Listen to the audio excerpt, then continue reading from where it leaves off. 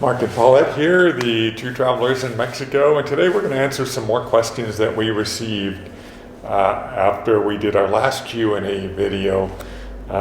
Some of the questions we've already answered in previous videos, but we're going to go ahead and answer them again in a little more detail. And Paulette is pointing out my compression socks, which I still have to wear due to the blood clot. Girly socks. Yeah, she calls them girly socks. Thank you very much, by the way. Not a girl, not a queen either.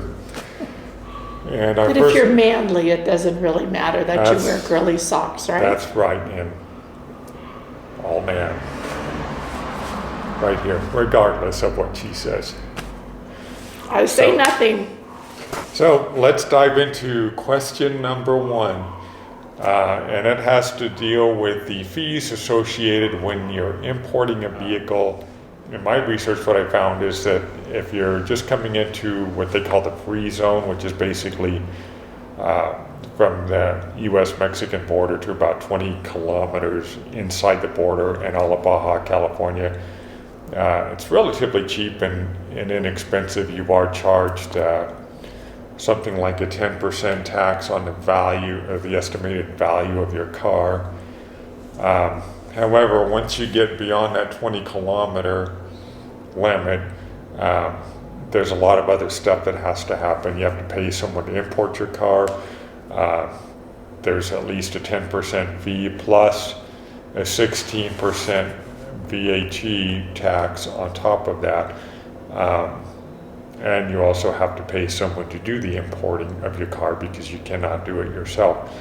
So you could be looking at Thousands. Yeah, about 40% of the estimated value of your car, which is based on the make, model, how old it is, how many miles it's got on it, and all of that stuff. So you can't really answer that question definitively because it's all based on the value of your car.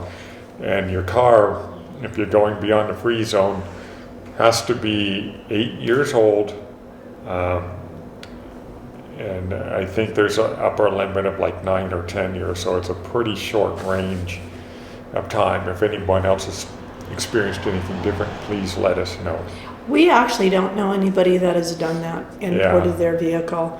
It seems like it's a real hassle, a lot of expense. With that said, again, I don't know anybody that's done it for those reasons. But one other part to this was, how do you do this when you're permanent resident on bringing your car? You don't. When you're permanent, you cannot have a foreign plated vehicle here in Mexico. If you're like temporary and you go into permanent, like I'm temporary, I'll be going into permanent in about another year and a half, something like that, about a year. I have to drive our car out. We have to drive our car out of Mexico, sell it, return back into Mexico, and buy a foreign plated car. Again, nobody that I know has imported a vehicle. Yeah. It's a hassle. It's a real hassle. But if any of you have, I'd like you to leave a comment below and tell us your experience and the cost. Yeah. Or if you know somebody that did, leave that. Yeah, if you share that experience. Like Paulette said, we don't know of anybody who's done it. We don't intend to do it ourselves. Like you said, we'll drive our car out, sell it, come back here, buy a Mexican plated car, and drive that for the rest of our lives. And call it good. Yep. So the next question has to deal with buying a house in Mexico and what's involved with that. After we found a house, we went to a notario, and it's the buyer's choice of what notario they can select. In our case, we chose one that was recommended to us by Alan, a subscriber. And we went there, and we were treated pretty well, and they actually spoke some English. The important thing, though, is that when you're looking at notarios, their fees can vary anywhere from 3% of the total sales of the house to 5% of the total sales of the house. So If you're buying an expensive house, that can be a lot of money. Our particular notario was pretty close to 3%. And then the fees are all based on how much you actually pay for the house. Actually, there's a video out there on us buying our house. We went into a lot of that detail. So I don't know if you want to leave a link to that below. Yeah, I'll put a link below in the description section with a Yeah. link to that video. Because it's actually almost been a year. Yeah, It's a year this month in May Mhm. that we bought this house. I think it was like the 23rd or the 24th when we bought this house. yeah. And it took us, the whole process, once we found the house, took us about a month, I would say, maybe I think a longer. little bit longer. It was during Um, COVID time, so they use that as an excuse, I think, on sending Right. stuff to Mexico and Right. And- yada, yada, yada. But wait a minute. Remember, what we did doesn't mean that that will be what you did. Things are always changing Yeah. in Mexico. We had to get the approval from the, what is it, Secretary, Yeah, Governor of Yeah, SR, Government of, from the SRE. yeah. And I'm forgetting what, that's an acronym, I'm forgetting what it is. But we had to get that approved in Mexico before we were given authorization to buy the house. We each had to get authorization Right. to do that. But I'm hearing now, not so much, that you don't have to do that. Yeah. I don't know the laws. I don't know why things have changed, but that's what I've heard. My friend Lisa, whose husband is a attorney that deals with stuff like that, told me the same thing, that it's changed, that you don't have to get the approval now from the Mexico government in order to buy a home. But I think you still have to do the SRC process. But, you know, again, What if is the anybody SRC knows, process? yeah, you still have to be approved in, and there's a form that's filled out, not by us, but by the notario. Now, Paulette and I both went in at the same time. Her approval came back like a week before mine did. As it should. But, I mean, he's just making a point that Yeah. they don't come in together at the same time. Yeah. One could take a week longer than the other one, even though they're both submitted at the same time. Mm-hmm. But again, I'm hearing that that's not not a requirement now on getting the government Right. approval. Your experience may vary. This was just our Yeah. experience. And just because I've heard that doesn't mean that it's not true, or it is true. It's hard to know. I'm hearing many different things from people that have recently bought houses. Some say they had to do it, some say they did not. So I don't know the answer to that. Right. That's not my Or- forte. Or the notary just took care of the process for them. Yeah. All right, on to question number 3. Question number 3, taxes. Do you have to pay any taxes on pension or Social Security? What about property taxes? So, I'm happy to report that Mexico has a tax treaty with the U.S. and you do not have to pay taxes on your Social Security or your pension or any other income really earned outside of Mexico. You're going to be However- paying it already. Yeah, you still have to pay your taxes that you should be paying in the United States, but you're not taxed again on that same income in Mexico. Correct. And that's on a temporary or permanent visa. And property And taxes. property taxes are dirt cheap here. Our property taxes for the year was, do you remember? I believe it was $57 US. 57 US dollars. We actually, if you pay it early, you get a discount. If you have a senior card from the area that you're living, because ours was actually from Morelia, and when we took it there to pay it, they wouldn't take my senior discount. I had to go, Change your address on your INAPAM card. yeah, on my INAPAM card and find out where that office was, change it to my location Yeah. here in San Luis, take it back there with my property bill, and then they would go ahead and give me the senior discount too, which is a substantial amount. I mean, I think I paid, I don't know, 40% less maybe 50% less. 50% less. But the earlier that you pay it, you get more of a discount. Yeah. So that's just good Right. information to know And property taxes, they come due in January. in January. Yeah, for everyone, and you have a few months to pay, but the longer you wait, the less of a discount you get. True. Unlike the US where our property taxes came due every year, I think, and we paid, our choices were to pay in December or April or split them or whatever. Here, you just pay, Right, you pay the whole thing. yeah. But the whole thing is hardly anything. Okay. Next, number 4, what are the local grocery stores like? So you want to explain that?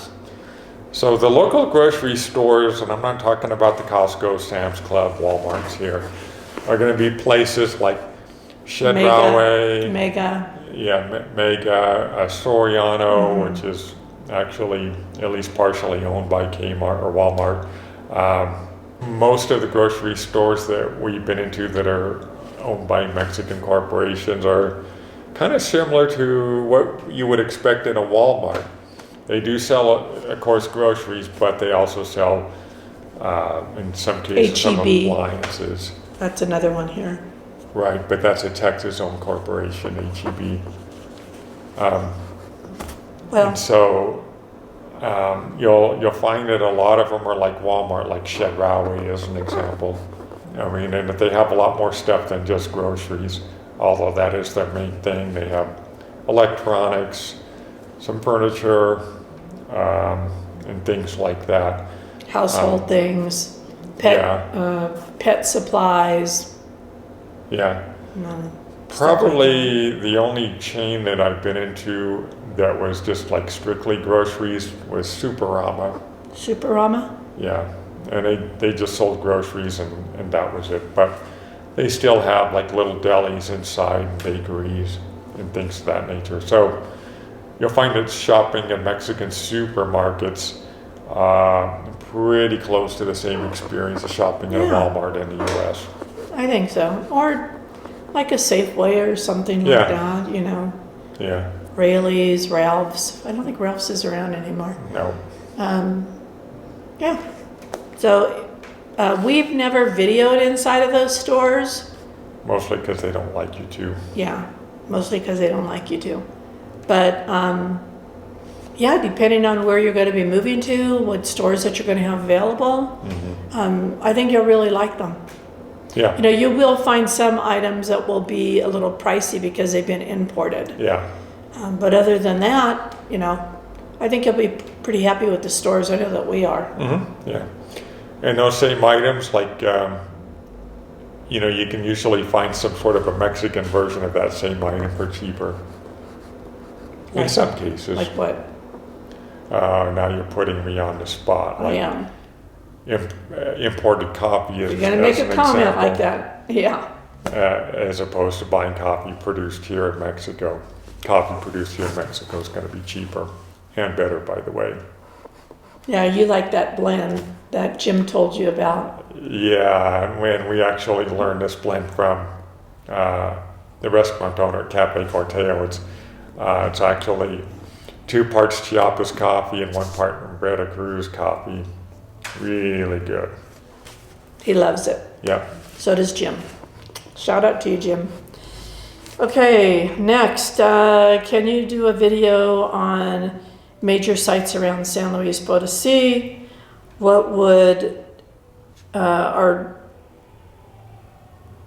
would like to see the museums, parks. Anything else notable in the city? Also, what are types of restaurants in San Luis Potosi? Sorry, I couldn't read my own writing. Yeah. I do that So, sometimes. Yeah. So there are, as far as restaurants go, I mean, there are nice, fancy restaurants that you can go to and, you know, pay, what, $20 a meal or so. Yeah. And those are for the kind of the more upscale ones here. What was that one that we went to that? Cielo Tinto. Yeah. More of an upscale restaurant. And that was around. Really good. Huge jumbo shrimp. Huge. Yeah. Well, don't over exaggerate. But anyhow, it was really good. A really nice restaurant, very old, brick building, just Nice atmosphere. fabulous. The other one, what is it? Saigon? Saigon, yeah. Saigon is another restaurant that has really good food, but you're going to pay. Yeah. We just ate there recently, and I think the bill was like $42 or something. And we didn't have anything to drink. Mm-hmm. That was just like with the rice bowl, and I got we both got a chicken dish. Yeah. I can't remember exactly which one mine was, but I posted it on the Facebook page, and it was really good. And what is the name of our Facebook group? The same, the two travelers in Mexico. Yep. Yeah, there's just other stuff on there, and you have to ask to join because it's a private group. So, but there's a lot of different restaurants Yeah. here for sure. You can go to the, the truck carts or whatever you want to call them, food trucks. I mean, and get whatever, a torta sandwich or something like that for really cheap. Yeah. Like what, 35 pesos Yeah, or about something? 35 pesos Yeah, for a like good torta sandwich. $1.25 or something like that.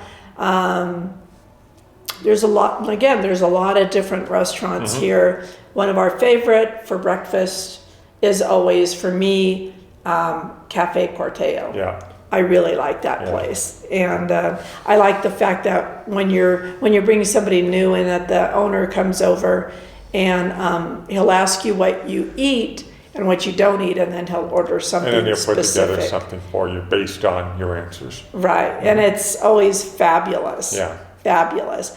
One of my favorite dishes there is the mole chili chiles. Their mole is so Fantastic. good. Their mole is on a lot of different dishes, and it's fabulous. They also have this mushroom sauce. Remember that one? Oh, Yeah, that's to die for. Yeah, it's really good, and they put that on a lot of dishes too.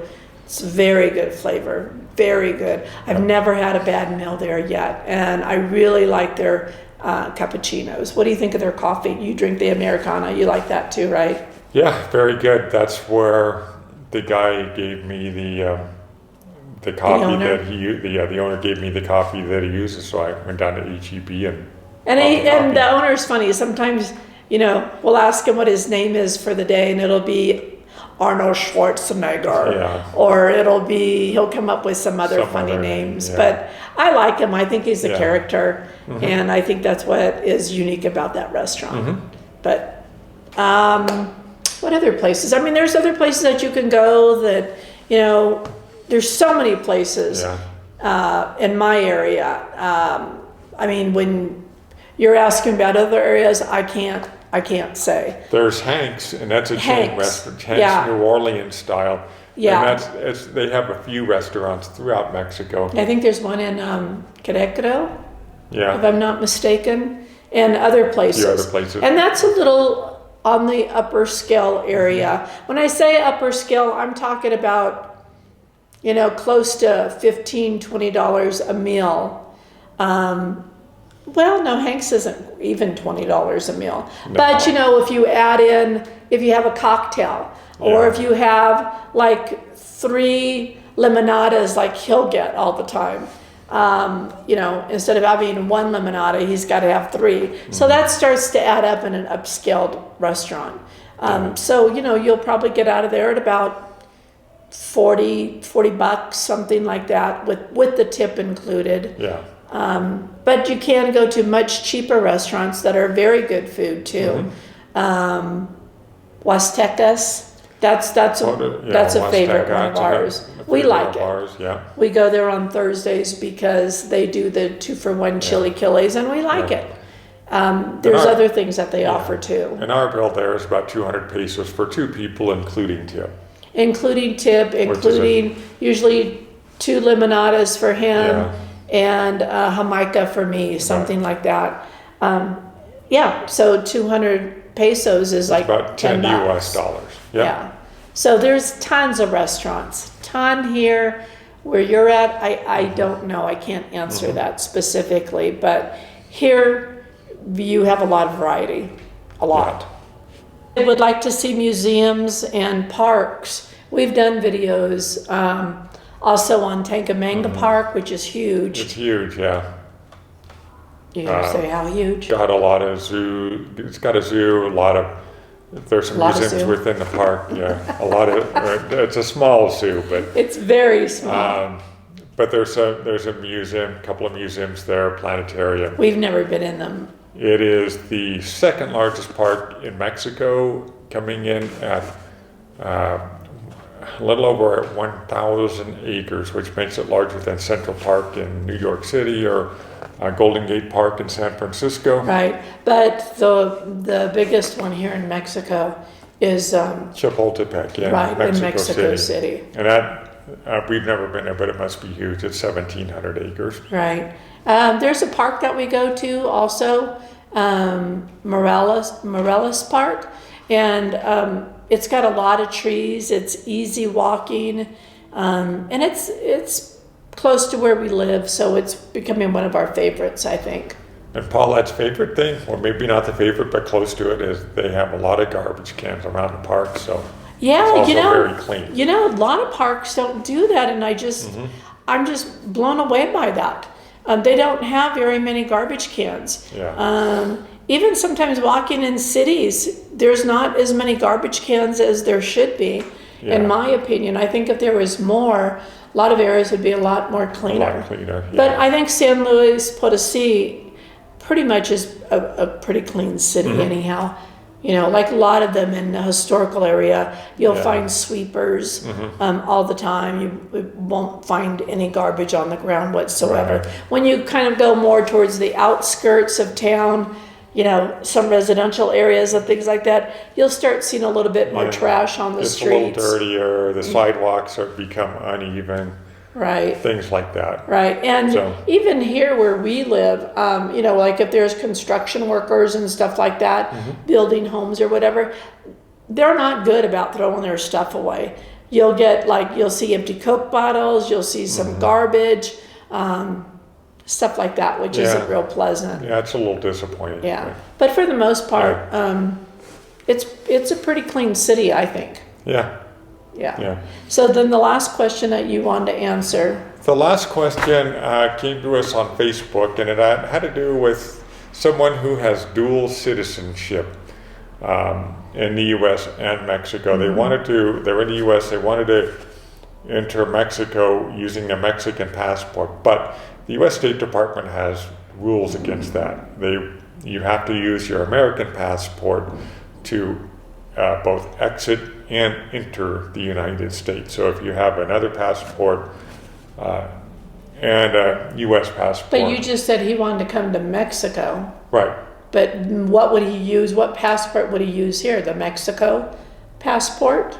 Or what are you saying? I'm a little confused on. The United States government, when you leave the United States, they want you to use the U.S. passport when leaving, Okay. and they want you to use the U.S. passport when re-entering the United States. So when would they be using their Mexican passport? If they go from Mexico to, say, Guatemala or some other Oh, country. okay. Oh, gotcha. Okay. So, and why is that? Well, my guess is because the U.S. government wants to track your every movement as much as they can.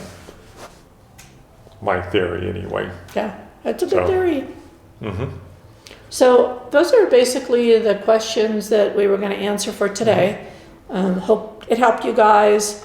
You know, it was funny. This is kind of sidetracked, but the other day I was talking to my son and he was watching our video with some neighbors. And he was saying, "Mom, your videos are like for old people." I said, "I am old people." You know, it's like I'm not out there, you know, jumping off of cliffs and doing, I don't know, Yeah, things like that. We're not doing a whole lot of traveling right now. But hopefully, you know, that will happen soon. You know, we've had a couple of visitors and things like that. And, Well, we are going places this month, yeah. so you We guys are stay gonna go tuned some for that. places. Yeah. Stay tuned for that. My son and his girlfriend are gonna be visiting. Mhm. So we're gonna be taking them to 2 other states to visit. So anyhow, if you guys have more questions or whatever, leave them in the comments, leave them on the Facebook page. On the Facebook page, you're welcome to post any information on Mexico. As long as it has to do with Mexico, we're good with that. What else can I say? I think that's about it. Is that a wrap? That's a wrap. All right. Well, from the two travelers in Mexico, as my son says, our videos are geezer videos. These are. Wow, he's true. It's right. He's correct. Mm-hmm. All right. So from the 2 travelers in Mexico, as always, till we put out another video, and I think we're only doing them on Sundays now. Yeah. I think we've cut back. Yeah, it's a lot of work. So, and please, please, please, as much as it hurts, watch the commercials. Or, like I said, just leave it on so it plays, because if we get a little bit more money, it's more money that goes to helping with the street dogs here in our community where we live. And, it goes towards vet bills, sterilization, food, stuff like that, really. Yep. And we, of course, donate everything we make from our YouTube videos to charities, including the people who care for street dogs. Right. So anyhow, as always, from the 2 travelers in Mexico, and again, I know that's asking a lot on watching those commercials or just letting it play through the commercials, but like Mark said before, we don't make very much. I mean, we're only making like $80 a month. Mm-hmm. Doesn't cover much of anything, and then that money is donated. So.